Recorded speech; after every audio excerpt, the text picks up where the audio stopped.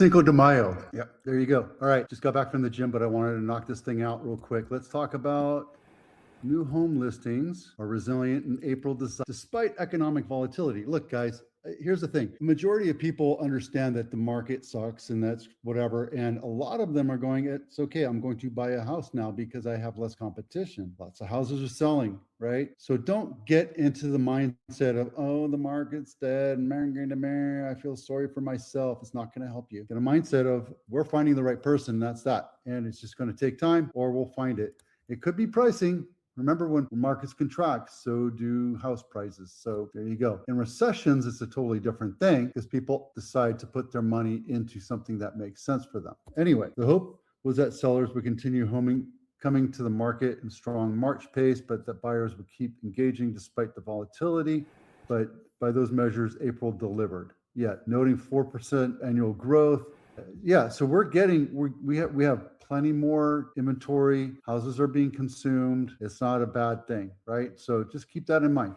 It's not all doom and gloom. I know I do a lot of, hey, this is what's going on with the market. Don't think for a half a second that your house won't sell. Okay, if it's nice and it's done right, it will sell fast. So why real estate market conditions matter? This one I just read. Basically, what it is it's talking about knowing what the market is. If it's a buyer's market, and your micro market, your zip code is a micro market. So you have to understand what's going on there versus the one next door, right? So don't get all tied up and say, why isn't my house selling versus the one that's in Cupertino? Because Cupertino is a hotter market and always will be.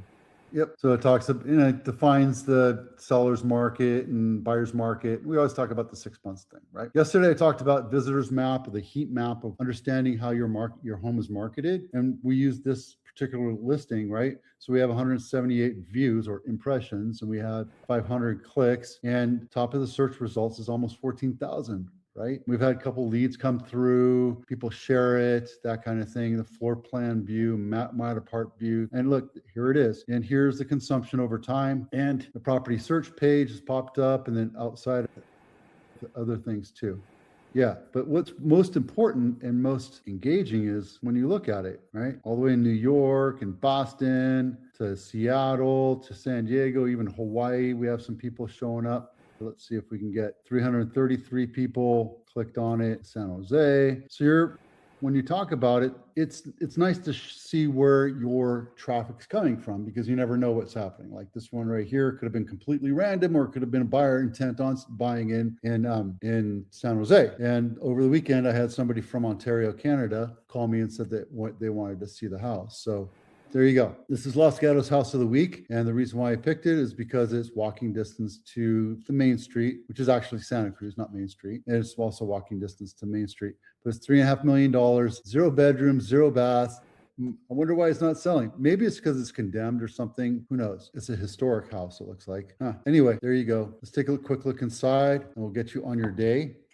$3.5 million for not even a quarter acre of land right there. There's your value, but I think the value is really like 1.5 to 2. All right, let's see. Oh, this is highest and lowest. This is the highest sold price in Santa Clara County, Sunset Drive in Saratoga, not my listing, $9 million, took 10 days to sell. And it's 4 bedroom, 3 bath, 3,300 square feet in Saratoga. This one is Peter Pan Ave. I want to say it was 1958, but yeah, let's take a look at that bad boy. 800 square feet, 3 bedroom, 1 bath, sold for 775 days, off market, looks like. And then Castro Drive in Campbell. This is the highest list price to sales price, started at 2.2, sold for $3 million, took 7 days to sell. Nice, good for you. And then Corbado Lane, which is the lowest list price to sales price ratio, which is, I want to say 80%. Started off at 5, sold for 4. That kind of that maths out. Took 21 days to sell. There you go. And there you go. So